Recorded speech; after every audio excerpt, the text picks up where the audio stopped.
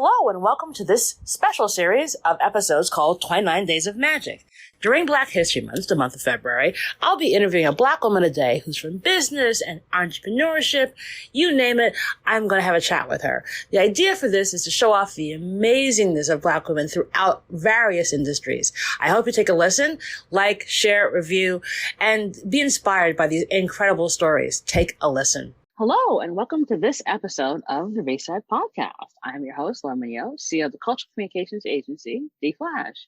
Each episode, I bring on a different business leader who's doing some game-changing work. And I'm so excited to have Nekpen Osuan Wilson, who's a management consultant and the CEO of Women Werk. It's going to be a great conversation. Take a listen. Hey, Nekpen, how are you? Hi, Laura. I'm doing well. How are you? I am staring at the snow outside and wishing it would all go away. Goodness, I'm with you. I am so glad I went grocery shopping earlier in the week before the snow hit. Yeah. It's a thing like well, you know, there's not really snow days anymore because we're already home. So it's like, oh. So it's not quite as nice. Right. No. Like you're not actually gonna like, I was gonna wear sweatpants to work today because I'm sitting at my desk. Like, oh, I do that every day. So if anything, I'm now more distracted by the snow than I would usually have been during a snow day. So it's good. Totally understandable. So even though we're stuck inside during this annoying snow day, the podcast remains the same. And the first question remains the same. So, Nekpen, what was your first job? Oh my God, Laura, my first job, you won't believe this. I was an RA in my undergraduate institution at Baylor University in Central Texas. Oh boy. Yeah. You saw some things. I saw a lot of things, and I was in an all women's dorm, part of the honors college. So it was a particularly unique group of us, women.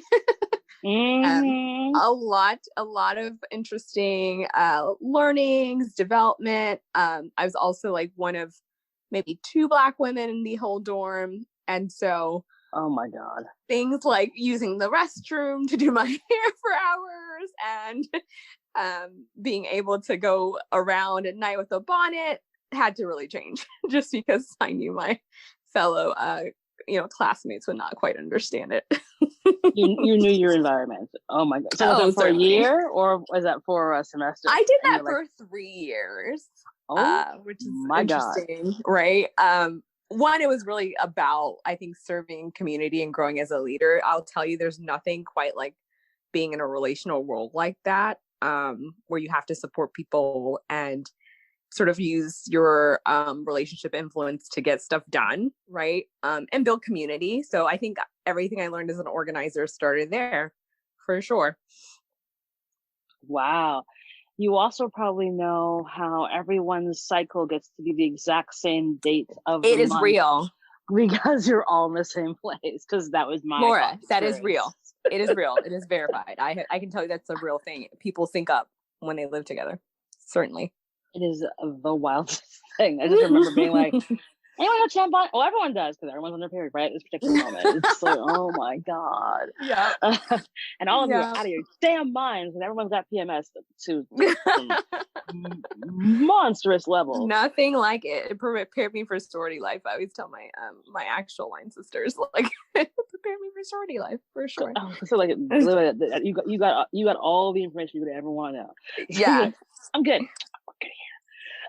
So, having led the girls of Baylor for 3 years to where you are now, what was that journey like? Oh my gosh. So I'm still really in love with living and doing life with women. As you know, I started Women Werk about 6 years ago out of a passion for the power of women, the way we lead differently, the way we really value relationships when making change. And women, I think, are really great at multitasking, as I've seen my whole life. So my journey between then and now has taken a couple of turns, but one of the things I wanted to highlight is just this idea that as a first generation American, I have thoroughly loved just learning how to be the other, but also finding so much power in my African identity in mostly white spaces.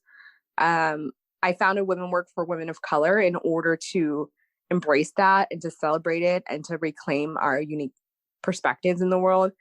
And, I'm happy to touch on a little bit more, but I will say this, the highlight of that journey for me has been serving in the last year on the New York leadership team for both, our now amazing Vice President Kamala Harris and the Biden Harris transition team. This idea, again, community is so powerful. When we lean into it and we recognize the power of unity, we can make things much better than when we're divisive, for sure.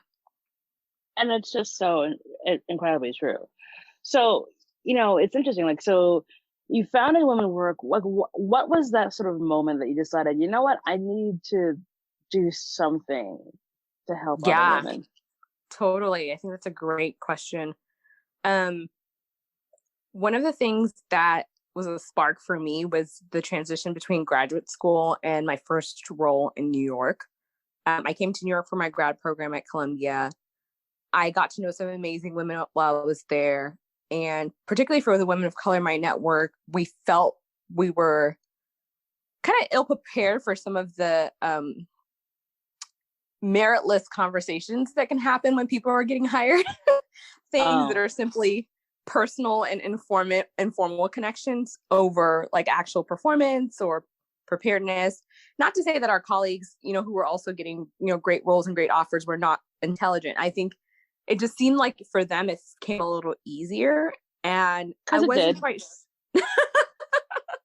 yeah. And I wasn't sure if it was me or maybe it was like a thing. And the more I started talking to other women, particularly women of color who didn't have, friends and family in high places, nobody in my circle had any generational wealth to sort of spend a ton for visits to different offices on their own dime or to really hire someone to train them in their interview process. We started noticing how structurally it was not the same playing field, and we needed to galvanize our power by leaning into more mentorship and sponsorship in our networks. So I wanted to provide that for all women in all sectors. I didn't want it to just be just for women in business. I thought it was important to, at that point, take my own unique experience and those that was shared with me and lean into what that gap could be. And I think that over the last 6 years, I've observed that people want to maybe do better at relational building and power building, but they need a forum. And that's what Women Werk is. They need a forum and an invitation. They maybe need someone else to create the room and the space.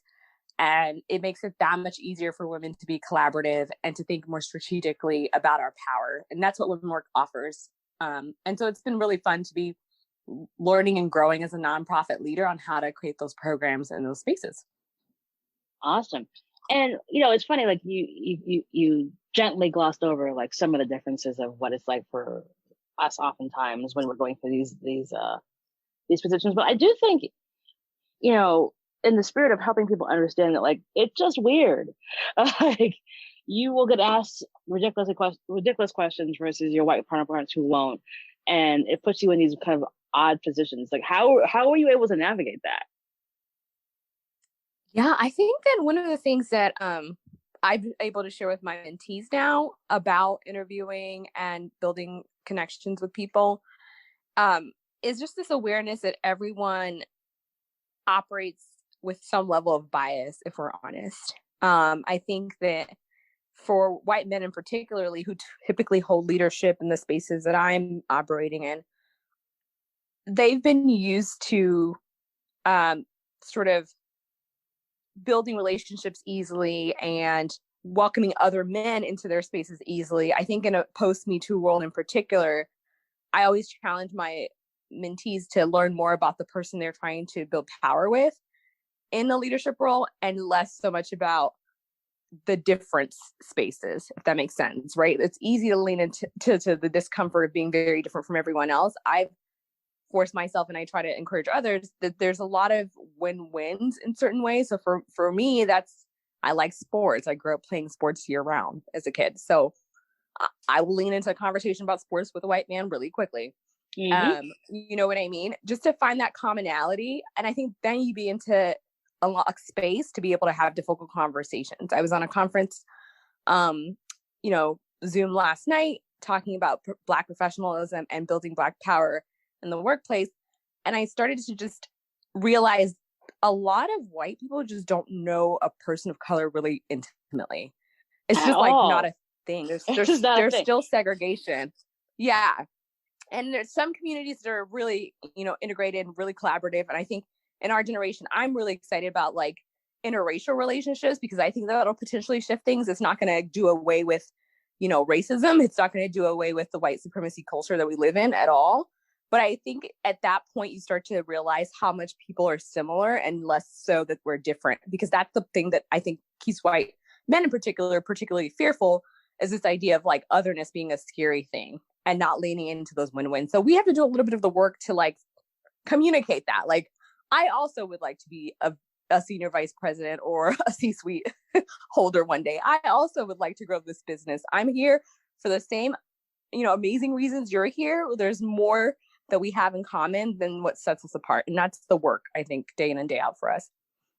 Yeah, I mean, I think sometimes I hear these conversations and it's as if white men and sometimes white women are as if this is like brain surgery for you, where this literally is not. It's, hey, you like alcohol? I like alcohol. You want to go for a drink? Sure. Or you like money? I like money. Let's be capitalists together. I oftentimes feel like maybe it's more of like helping people understand that we're all just people. And if you happen to engage us, make a friend. I mean, I always make this joke that like literally, I only want to hang out with people who I want to drink with.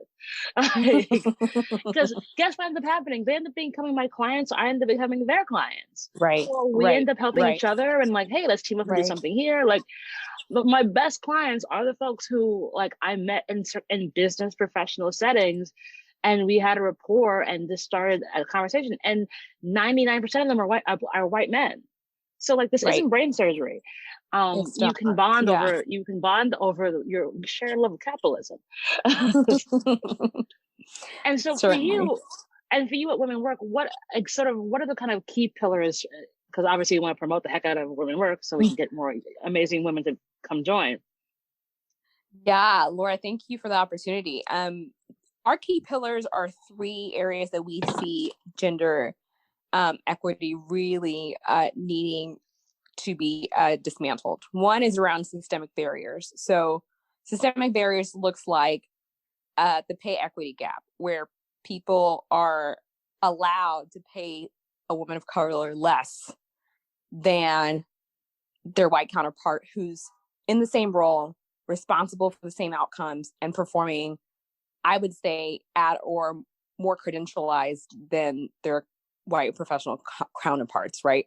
I think that for me is the huge injustice. And at Women Werk, we're obsessed with the pay gap. We were recently part of the New York City Commission on Gender Equity study to provide testimony about research we've done, interviews we've conducted with women of color and their experience negotiating for equitable salaries, the research and trainings that Women Werk has offered around salary negotiation every fall. And in that work, we're really optimistic that lawmakers who have already signed laws like the Lilly Ledbetter Act and in New York City, the Paycheck Equity Act, we are optimistic that people will start to enforce these laws by requiring that companies start to collect their data, maybe not publish it publicly, but really start to look at structural bias, because negotiation is so subjective in most companies. I know in the government, public sector, they're typically more transparent, but even there, you start to see promotion differences along race and gender. So for us, this pay inequity has so much impact on families, particularly families that are led by women and families that depend on mothers earning a fair wage. That's a big issue for us. We've partnered with South by Southwest in the past at the 2019 conference for Women's Day programming, inviting the EEOC Commissioner, Charlotte Burrows, to join us in this conversation from a legal perspective. And so that's one area that I will die on a hill for the rest of my career until this is fixed. We need to fix it. It's ridiculous. Another area is just civic engagement. We're really passionate about women taking that step of civic engagement to either run for a local seat, run for a state, elected position, regardless of party, and get more representation in federal appointments and in federal positions. When more women are leaders in spaces, I think we start to normalize the way women lead and start to think of women as leaders first and not the default of men in most archetypes. And we do that through partnerships with Vote Run Lead and an organization called Every Woman Vote. So those are like some of the things that we enjoy doing to empower women civically. And then the final topic for us is just this network effect. We strongly believe at Women Werk that the power of your network is critical to your potential. So we're always hosting, virtual and in-person networking events, highlighting great speakers who have accomplished a lot in their career to share how they did it, and then building those relationships through, connecting women one-on-one. And one of the things that I consistently hear back in the feedback from people who attend our events is this idea of being challenged to do more than what they thought they could do before the event, right? Which is the power of the network. If you see someone else doing something, you start to ask yourself, how can I do that as well? And if you're struggling, you start to find a place to make requests of others to join you in your journey and to help you and support you and educate you. These are all the things we stand for. And I get excited to do this work every day. So awesome. And so necessary. I think we don't talk about how much we make enough. It's still this weird paternalistic foolishness about, we can't say anything about this. And I think it's, the only way this works is if there's sunlight. And if we acknowledge it, like, okay, this is where we're at. And okay, if you're at this, and let's figure out how we can help you get to this. As opposed to That's right. And pay transparency would totally change the world. Yes. It totally would. I think pay transparency would totally change the world we live in so many ways. And it would give people, I think there's a lot of honesty around that, where it's like, also, here's what else you can do. If you're making $200,000 a year, you can become an angel investor. Did you know that? Like, there's all this stuff that, like, because it's all so closely kept to the vest, the opportunities for growth and for laying the groundwork for generational wealth just doesn't happen, because we have this sort of weird, I can't share anything with anybody bucket. And I hope that the work you guys are continuing to do to help rip open those doors of transparency. Thank you so much. And I'm so grateful for the series you're doing this month, because I think it just further echoes the amazing light that, women of color and Black women have to share on the world, right? We have power. There's a lot that's wrong in the world we live in. There's a lot of inequity, a lot of barriers, a lot of bias, but we have a lot of power as well. And it's a very exciting time to be a woman. Yeah, it's an amazing time to be a Black woman. We're so excited to have Soho Works as the sponsor for the 29 Days of Magic campaign. They're designed by Soho House, and their workspaces to help creative thinkers, businesses small and large, connect, collaborate, and grow. And it's where I'm recording all the episodes of 29 Days of Magic. It's a safe, wonderful, and collaborative experience. I'm currently in the Brooklyn location, but they have locations, one else in New York City, in the Meatpacking District, one in LA, 5 in the UK, and they give you that kind of home away from home feeling with all the tools, technology, equipment to help you do your best work. Like I said, it's an amazing location, feels safe. I've been able to meet some really awesome people, which you haven't been able to do a lot because of the fact of COVID. So it's been a wonderful experience being able to record here and help build community. So if you want to find out more information about it, please go to sohoworks.com to get more information and tell them I sent you. And now back to the show. So speaking of, time to be a Black woman, can you talk about a time when you had a challenge, work or professional or personally, where you're like, I am never going to see this through, and then you did? Oh, goodness. Yeah. I mean, other than yesterday. Right? During the storm. A time where I've definitely felt like I couldn't see the light at the end of the tunnel was, I'll be honest, when I worked for President Obama's campaign in 2012. Wow. I had moved my life to Tampa, Florida, to become the data deputy for the Obama for America campaign. And I did that when I was a little bit tired of the role I had here in New York. Two, I just felt there was so much at stake for our country in his reelection. So I moved to Tampa and started working at our campaign offices. My job was really reporting to the national team. So I wasn't on calls with like Jim Messina and David Axelrod to talk about like our data strategy. And data in most campaigns is like a service part of the campaign. We touch on every single part of the campaign. We report directly to a state director. We generate reports that go straight to leadership across the campaign. We support field operations, digital operations, political strategy, anything that has to do with a voter being contacted. We're getting information from all parts of the state. So that role was a huge responsibility. And I was, I think, less than 30 at that time. And I kind of, I sort of knew what I was getting into because I'd helped my congressman get reelected in Texas, and I had done some political work in New York. But the pace of that role was like drinking water from a fire hose. And that was like every day. I would like get up really early. I'm not a morning person, by the way. I would stay up really late. Yeah. And I was just like on some sort of combination of like of a high and a fear of like messing up the reelection in the biggest, most diverse battleground state in the country. And it was a great feeling because I started leaning into my nerdiness as a tech strategist, right? As a management consultant. That's what I do day in and day out.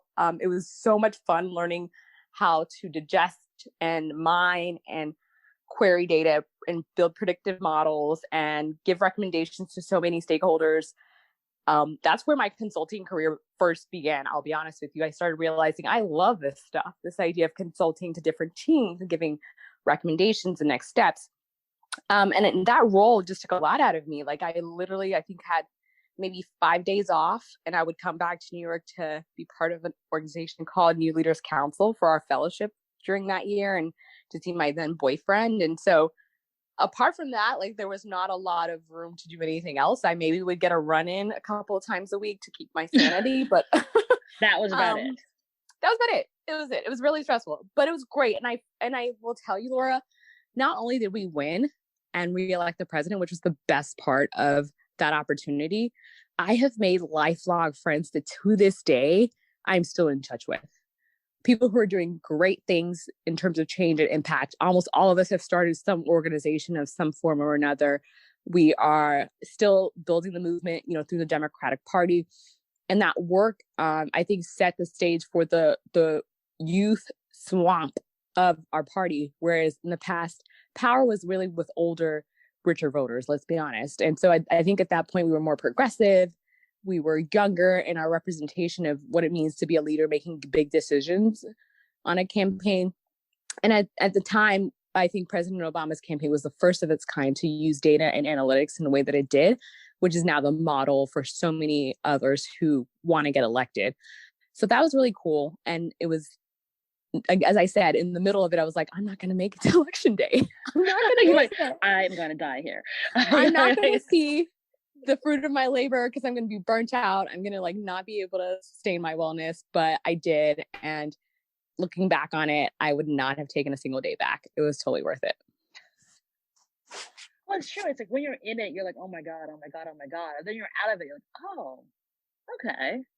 I'm stronger than I thought I was. Exactly. That's really what I learned. Way more resilient. You end up. Yes. That's the thing. That's the thing. That's why I always ask this question, because it's we forget how resilient we are because we're just go, and then we take a moment to remark upon the stuff that you've been through, and you're like, oh, there's no way I'm going to achieve my way through this, and then you get through it, and then a couple of years later you look back like, oh, okay.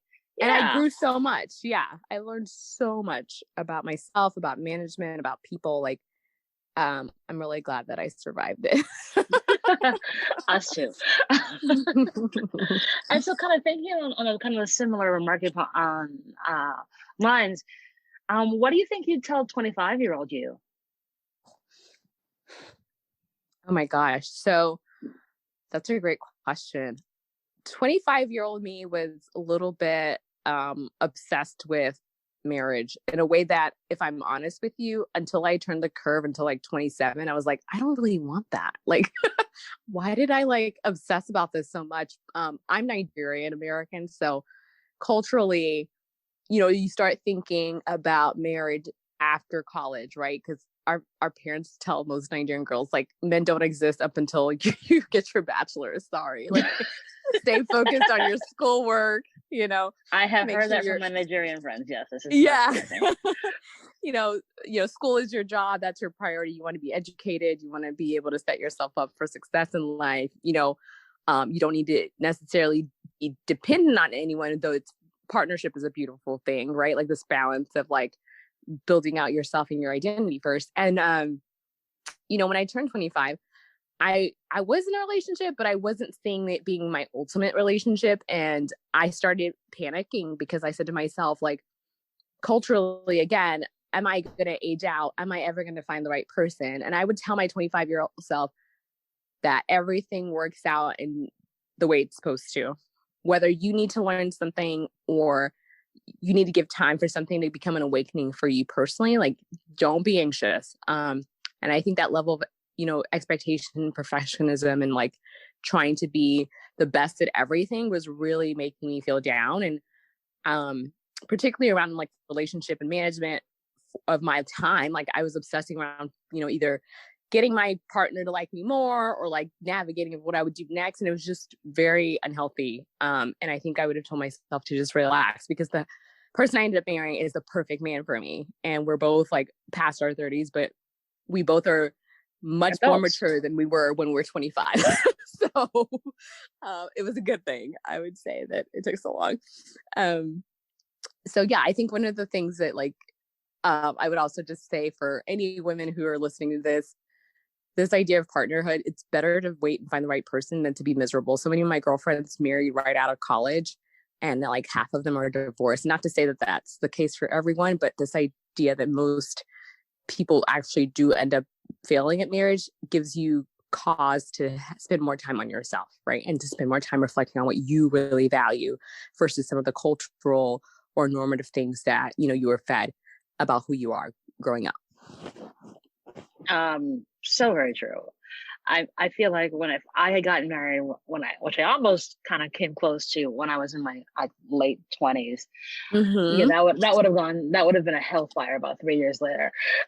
So, wow.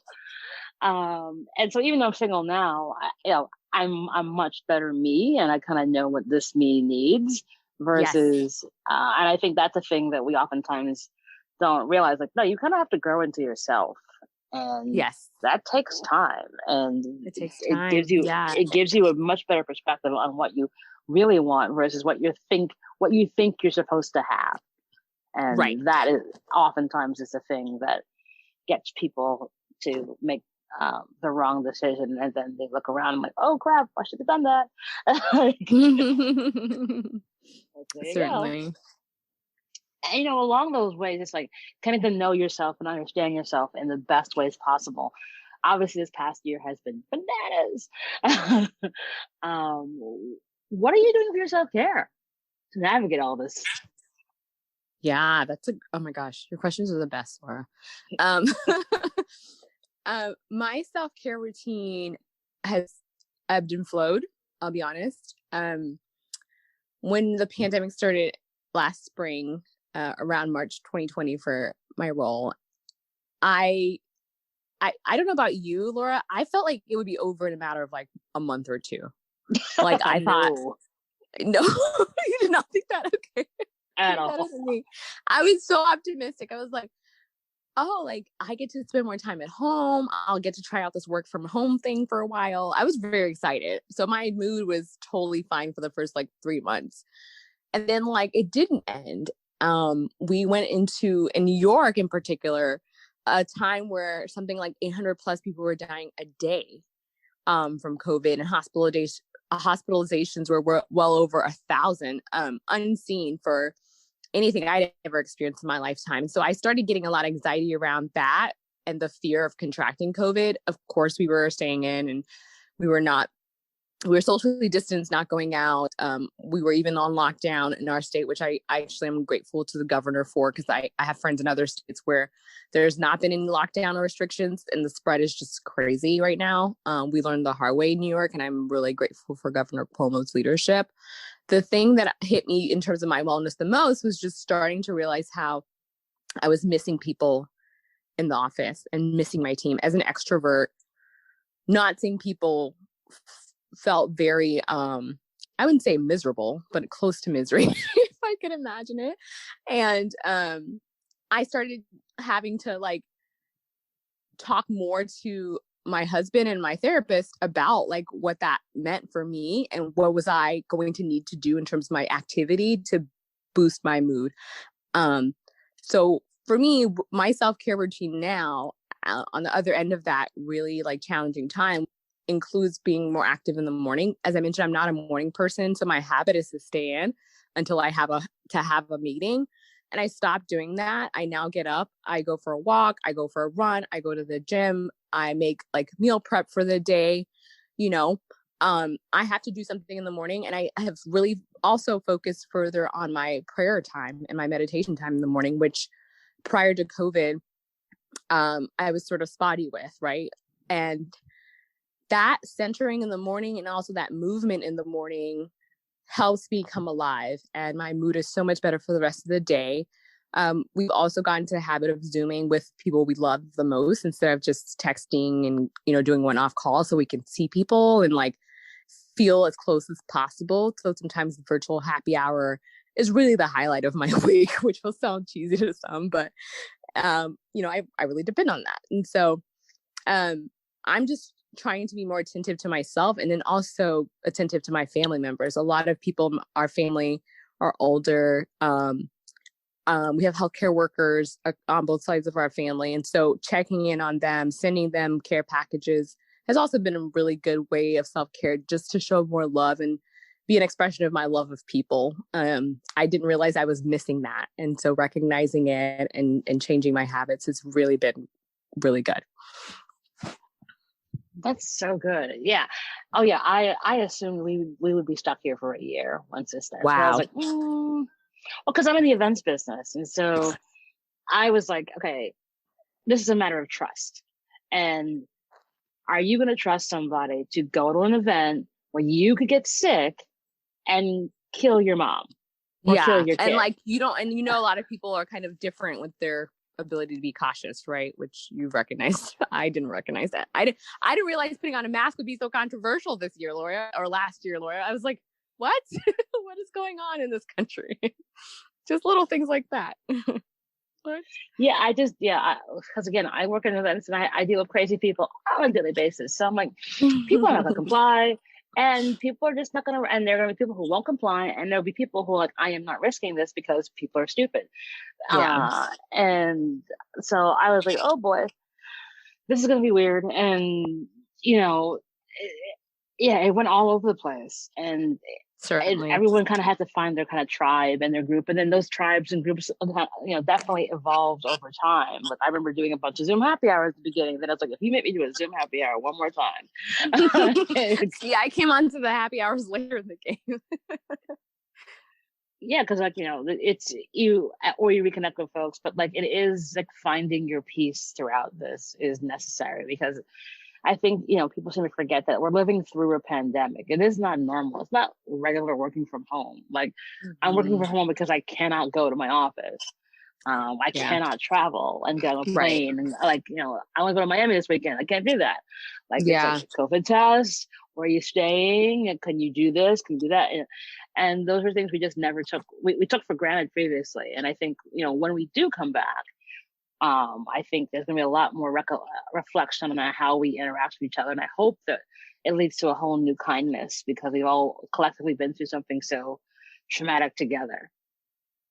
Yeah, totally. I think that that's something I'm hopeful to as well. We'll see each other as more human and be kinder, more gentle with one another, and even in our workplaces. Just maybe. Just maybe. Just maybe. Just maybe. And so a question for you. So like obviously you got to work on the campaign a little bit for our brand new vice president and president. What was Yeah. that like? It's sort of being part of a kind of really amazing and just joyous, transformative moment. It was great. I think, to be perfectly transparent, it was a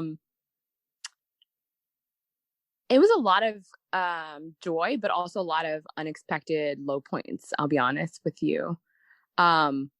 When Senator Harris announced, or then Senator Harris, I should say, announced, I was on board for her to become our primary nominee. And I love the Bidens. Obviously, having worked for, the Obama campaign, I know that Joe Biden is a great leader.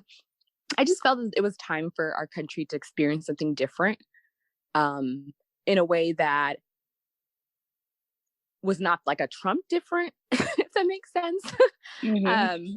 A more kinder, gentler, empathetic, thoughtful, justice-oriented type of difference. And I know that there's criticism of Kamala Harris's record from California, but through and through overall, it is clear to me that she is that voice that the American people can count on if things ever got gray about what right and wrong was. Obviously, for the last 4 years, I never felt that in the White House. And so it was just amazingly important and inspiring for me to get involved early. When she decided to drop out, I cried, and then got onto the Biden team after the South Carolina primary. I think another kind of potential sort of low point for me was just recognizing how split the party was. I don't know if you remember at that time around the South Carolina primary, which was the pivotal point that saved Biden's campaign, right? The conversation, yeah. And guess what? It was a bunch of Black people in South Carolina that saved him, to be clear, including Clyburn, our now majority whip. So one of the things that I got really discouraged by was just this idea that clearly Joe's great as a narrative, instead of saying clearly organizing works, which is what I would have hoped for, so that people can double down on local impact in politics. I think that for the rest of the campaign, up until Kamala Harris was announced as VP, it just kind of felt a little strange to not be campaigning in an environment that we're used to, which is like knocking doors, being visible in front of people, being able to do campaign fundraisers with my friends in person. Everything we did was, remote, socially distanced, and just a very different campaign cycle than any other. And so I missed that energy, but was still obviously committed to this idea that we could not allow Trump to win. Fast forward to the end of summer in August, when Kamala Harris was announced as, the vice presidential choice, it was clear to me that this would be a history-making team. I kind of doubled down on my love for Joe Biden after that. And I remember this because my husband and I were doing our mini moon after we had gotten married that weekend. And that's when they made the announcement. I'll never forget it. I was yelling in the middle of upstate New York in a forest, so loud. As one does. My husband was like, "You're going to bring a bear over here." I could not stop yelling. I immediately was like, let's cut this trip a day short. I need to go back to the city and start reorganizing. It was just like a fire was under me. But then after that fire was another low point, unfortunately, was just seeing the election results November 3rd.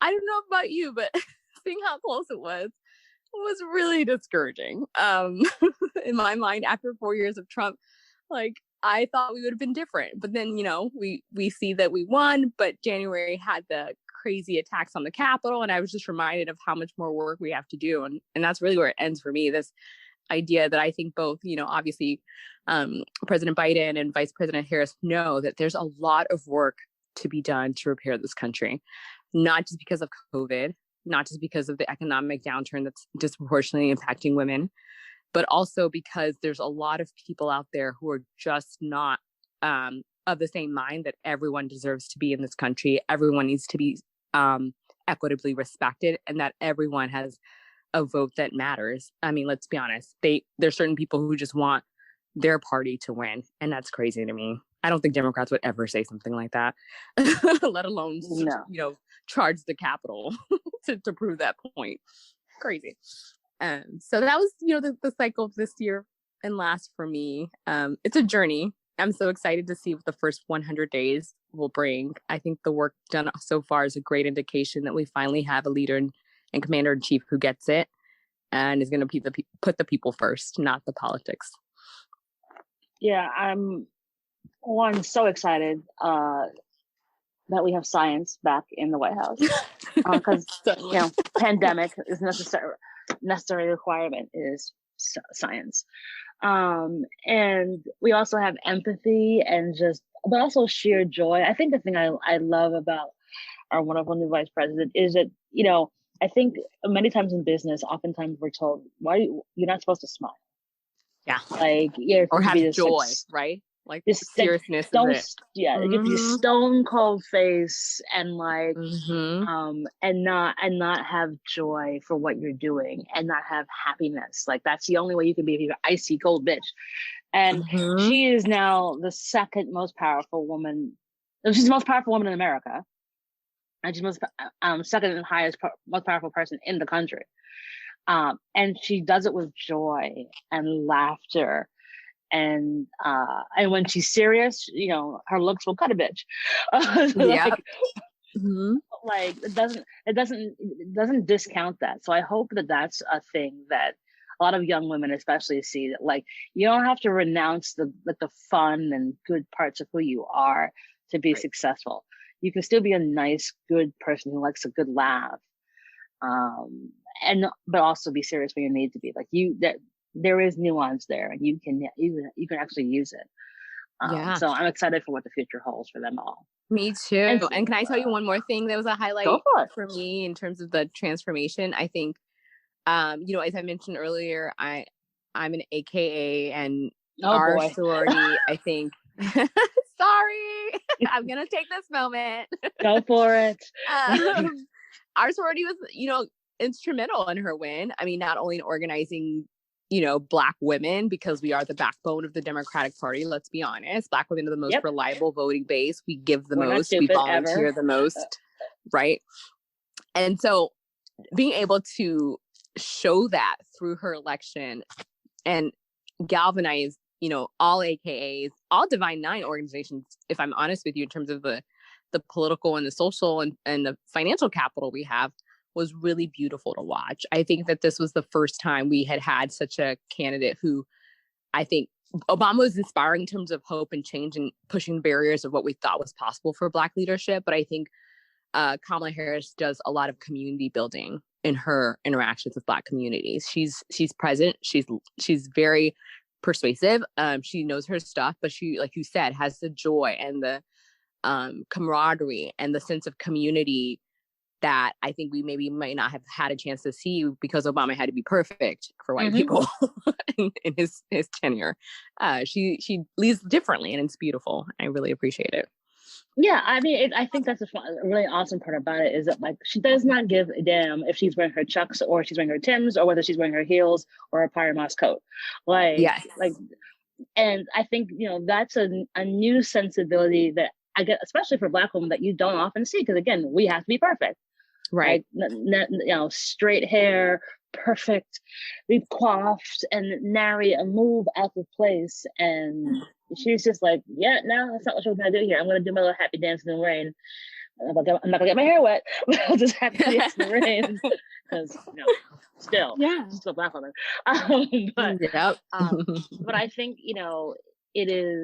it is refreshing. It's just, I think the level, it's been so toxic and gross for 4 years. And so it's such a great palate cleanser to kind of see the joy that comes from her. And then she has a husband who loves her, which I think is a whole other conversation around loving Black women and letting them shine and what that means, and not having support partner. Threatened by that or somehow trying to force a small female narrative at all, which is beautiful. So beautiful. It's a delight to see. It's a live question for you. Do you have a give and or an ask of the audience? So this can be anything from here's a great book I read, or I wish for everyone to take some time to meditate. It can be anything you want, and you can do one or both. Okay, sure. I have a give and an ask. So my give for your community is that for the first time, we're offering free membership for Women Werk. So if you go to womenwerk.com, you'll see on our homepage on the landing site the opportunity to join our community for free for the first time and to receive our monthly newsletter of events and opportunities. I think that, any woman that's listening to this call, if you're not already actively part of a community and a tribe of women, Women Werk is a great place to start. And if you are, add us to your amazing Rolodex of communities as well, because this is an amazing time to really lean on each other and grow stronger together. So we're offering that now at womenwerk.com. So that's women, plural, work with an E. My ask is that everyone on the call, please, if you haven't done so already, please encourage your local elected officials to support the United Nations. I serve as ambassador for Sustainable Development Goal number 5, empowering women and girls and calling for greater gender equity.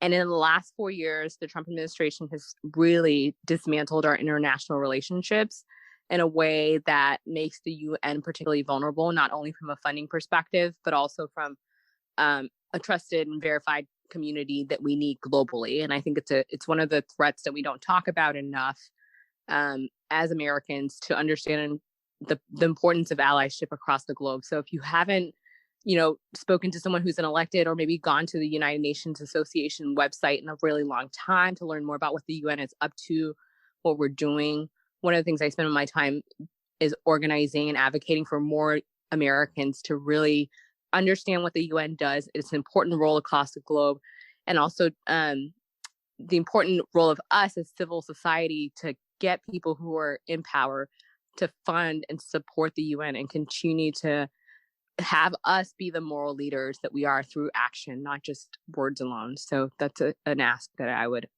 extend to everyone. I appreciate it in advance. Awesome. And we'll put all that information in the show notes for Women Werk, but also for the United Nations, because you're right. I mean, so much damage has been done. Oh my gosh. On a global scale, that it's literally like cleaning up on aisle 6 times 75,000. Educating women and girls is so very important around the world, because when women rise up, the better it is for everyone. Every study on earth can tell you that. Yes. So I'm happy to share that information with the audience. Nekpen, it's been such a delight having you on the show. I mean, you're just wonderful and full of great energy and have a phenomenal stories. Thank you so very much. Thanks for having me, Laura. I really appreciate it. Awesome. And that is our show.